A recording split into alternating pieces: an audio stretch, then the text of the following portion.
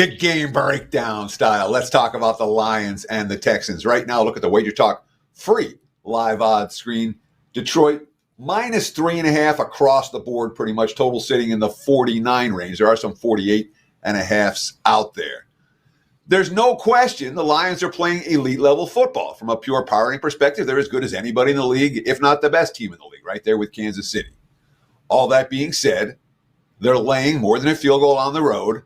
They're coming off huge divisional wins. They beat Minnesota on the road. They beat Green Bay on the road. Now they're a comfortable lead in the division. They get the tiebreaker. They get the rematches at home in Detroit. Very satisfying win. Physical win last week against Green Bay. Dan Campbell. We're built for this, man. Just because we play indoors doesn't matter. We can play anywhere. We can play in the snow. We can play in the mud. That's just us. We're built to win. Very, very pleased with their performance. 6 straight wins for Detroit. It's worth noting during this span.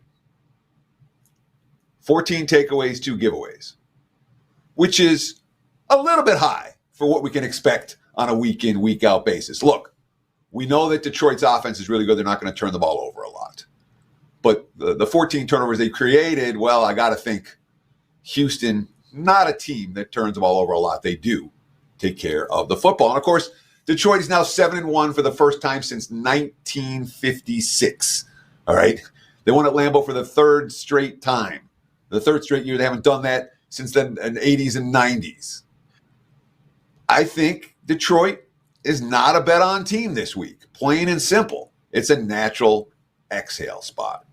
It's not an exhale spot for Houston. Houston's coming off a game in which they played poorly against the New York Football Jets, outgained by a full yard per play. C.J. Stroud. It's embarrassing to come out here in a primetime game. And get embarrassed like that is never fun. We got to be better in a lot of areas. That starts with me. There are plays I got to make, throws I got to make. They were missing field goals last week, all kinds of issues.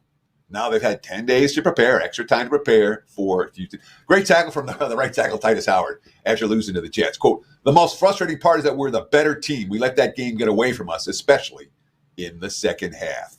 Decent chance, and this is impact, injury return. Nico Collins has a chance to come back on Sunday night. Nico Collins is at least part of the reason why Stroud in the passing attack hasn't really lit it up the last couple of weeks. With his return, Houston's a lot better, especially since Joe Mixon continues. They had 187 yards on the ground last week. When Collins is in, even without Diggs, the passing game works. And, of course, you talk about a game where you're catching more than a field goal. I expect a battle, not a blowout. I like the Texans plus the points. There's your big game breakdown. We appreciate the likes. We appreciate the follows. We appreciate the comments very, very much. There you go.